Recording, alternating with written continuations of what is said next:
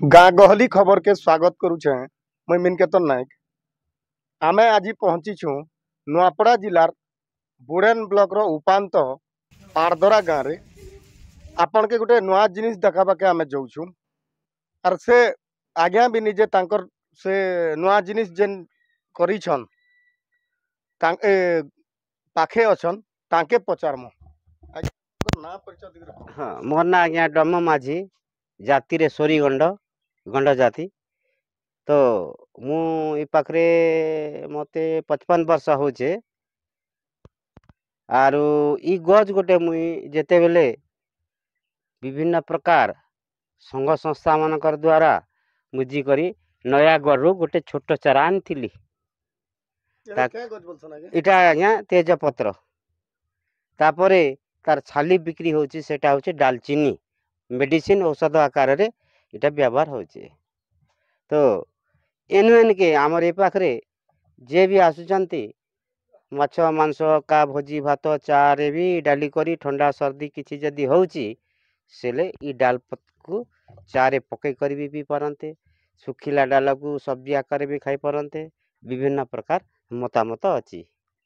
है केते वर्ष होला ये गछ आज्ञा हे गला 17 वर्ष। वर्तमान एई गछ वर्तमान छन अटकर रे बिक्री गले 10,000 टंका पर्यंतर से गछर मूल्य आसी अछि।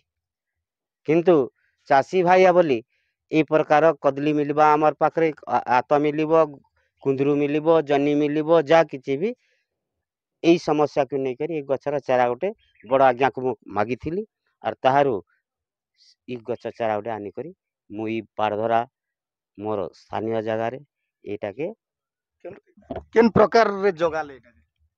हाँ छोट चारा को गोटे मिति छोट टाणी बा माठिया तो नहीं बड़टा छोटटा टाणी ने से भितरे गोटे कोणा कर दी करी से पानी भरी करी से पॉलिथिन और पछआड़े काटी दी करी तापरे ताकू जगाइली। आस्ते आस्ते आस्ते आस्ते से गछटा बढ़ी आसला ताहले मुई जानी पारली जे गछ माटी भितर को चेर गला आर गछटा बंचिबो। तार सुरक्षा करी करी आज पर्यंत हजार हजार लोक नेउचंती। छत्तीसगढ़ ओडिशा जे भी जानिछि हमर खड़ियार अंचल लोग भी जानिछि जे भी जानिछि पैसा आकार रे बिक्री करूछन ना एंता फ्री ने दउछ पैसा आकार तो नहीं हेले पैसा करे भी जीवा किंतु आमे से पैसा माध्यम के आज पर्यंत नेउ ना।